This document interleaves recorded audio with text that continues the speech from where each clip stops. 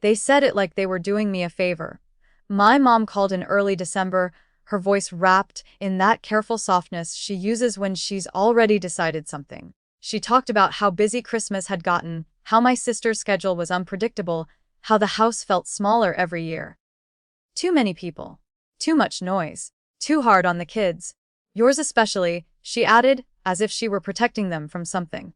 It might be better, she said, if you and the kids stayed home this year. We can do something later. Quiet.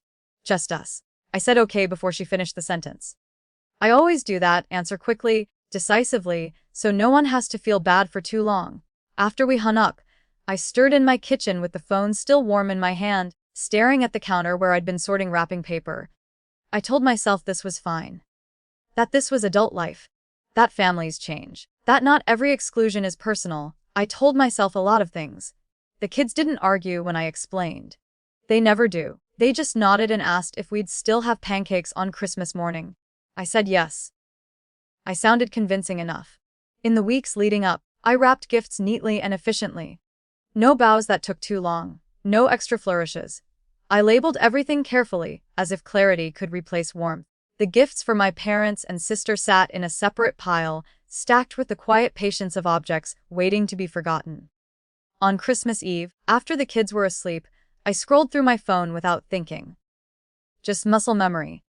Just the soft glow of distraction. That's when I saw it, a photo on my sister's Facebook. Not tagged for me, but not hidden either. My parents' living room. The old couch with the sagging arm. The same tree we'd had for years, ornaments uneven, lights a little too bright. My dad in his usual spot, my mom leaning toward the camera.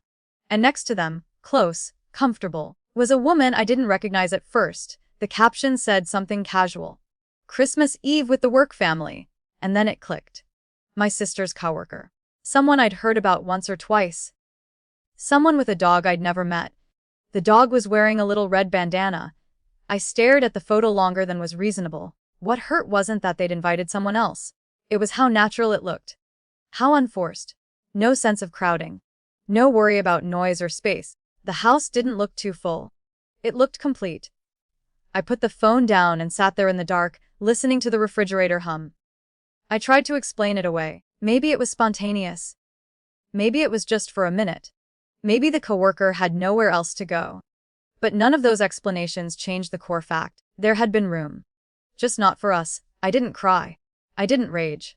Something colder and steadier settled in my chest. A recognition I'd been avoiding for years, that I was easier to exclude because I made exclusion comfortable.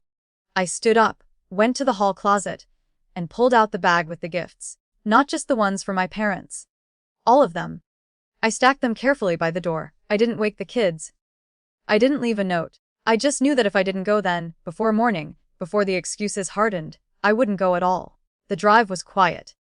Streets half empty, houses glowing from inside. I parked a few houses down out of habit, even though there was space in the driveway. Old instincts don't die easily. Their front door wasn't locked. Inside, the house was loud with overlapping conversation. Laughter rose and fell. Music played too loudly. The sound stopped abruptly when I stepped into the living room carrying the bags. No one screamed. No one hugged me. There was just a moment where everyone recalculated who I was allowed to be. My mom's face went pale first. My sister froze, her smile unfinished. The coworker, still holding a drink, looked confused but not embarrassed. She had no reason to be. I just came to get the gifts, I said. My voice surprised me. It was calm. Flat, almost professional. My mom opened her mouth, closed it, then tried again. What are you doing here? I saw the photo, I said. That was all. I moved toward the tree and began lifting the wrapped boxes. One by one, no rushing, no dramatics. Just reclaiming. My mom's voice rose then, not in sadness, but in panic. You can't do that. You're ruining Christmas. I paused and looked at her. Not with anger. With something closer to clarity. No, I said. I'm just correcting it. She reached for one of the bags. I stepped back. That's when the neighbor appeared in the doorway. Mr. Halverson. He'd been invited in for a drink earlier, apparently. He took in the scene, the bags, my mother's raised voice, my stillness, and asked, plainly, if everything was okay. My mom started talking all at once. About emotions. About misunderstandings. About how this wasn't the time. Mr. Halverson looked at me instead. Are those your things? Yes, I said. He nodded once. Then I think you should take them and go. Everyone needs to calm down. It wasn't dramatic. It wasn't heroic. But it shifted the air. My mom stopped shouting. My sister looked down. No one argued ownership. No one called the police. Authority didn't arrive with sirens, just with acknowledgement. I picked up the last bag. As I turned to leave, my mom said my name. Not sharply.